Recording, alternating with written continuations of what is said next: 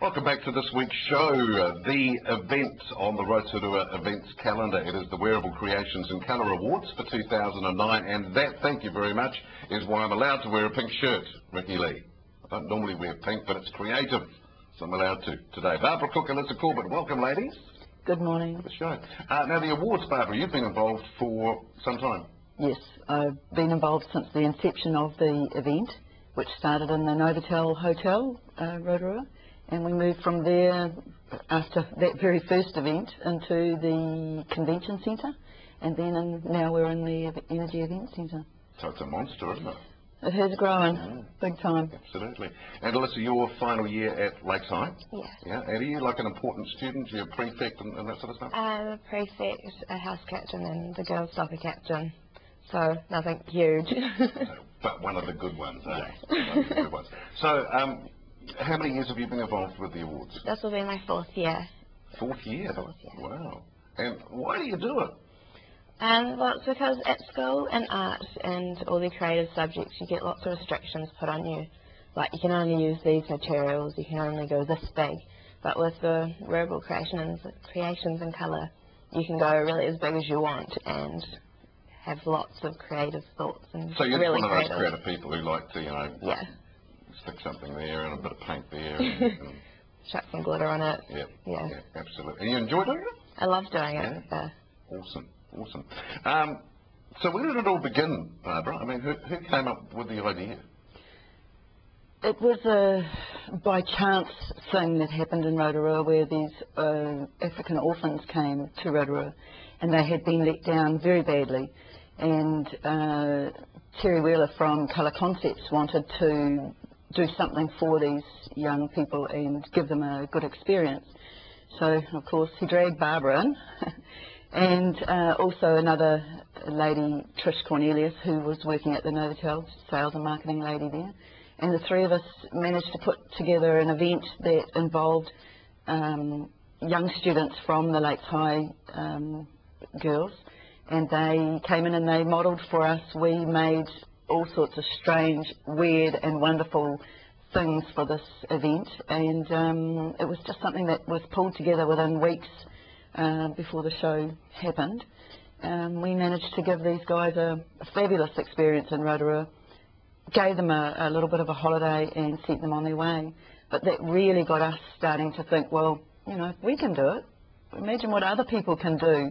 I mean, we're only one mind. If we start getting the likes of Alyssa and other students, it was really a thing about trying to encourage young people to be all they could be.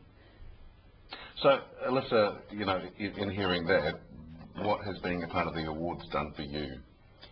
I suppose it's made me more confident to be on stage by myself, because you're up there by yourself for a minute and a half modelling your creation. And so it's really just given me that confidence to be on stage by myself and to be creative and not really worry about what other people are thinking. That's awesome, eh? That's very awesome. Yeah. And for people who haven't been to the awards before, I mean, let's face it, there's some pretty weird and wacky things out there. It is just fascinating. Where are their heads at when they actually put their scheme together, you know? I mean, Alyssa will be able to tell you more about that, but you know, we are there only as a standoff, and we try to encourage, and if somebody has problems finding the product that they want, then we're out there searching, and because we're in the business fields, we can often find things for people when they're trying to make something, these weird and wonderful things like stripping the backs of computers, and I'm not telling you to go and do that, but using CDs and cutting them up and making them into things, you know, and actually, where does their head come from? Where does that mind art come from to create something? I would have no idea, because I mean, I would sit there and go, duh. I mean, where do you start? I like to choose like an object and look at that, or just one thing, and then work from there. And I always brainstorm, write down all these ideas, and really it starts from one thing, and to make that one thing huge. And you often find it's too huge? You get a bit carried away? Yeah, sometimes you have to narrow it all down a bit and think, well, I can't do everything. I have to choose one thing to do. Lots of fun though. And of course, entries are now open for this year. Yes, they are. What categories are there?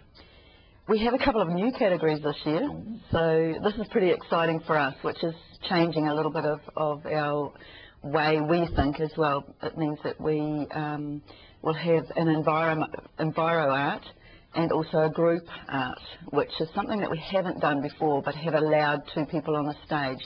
So we're making it an actual category for those that want to go on as a group. So we have the youth, we have enviro, we have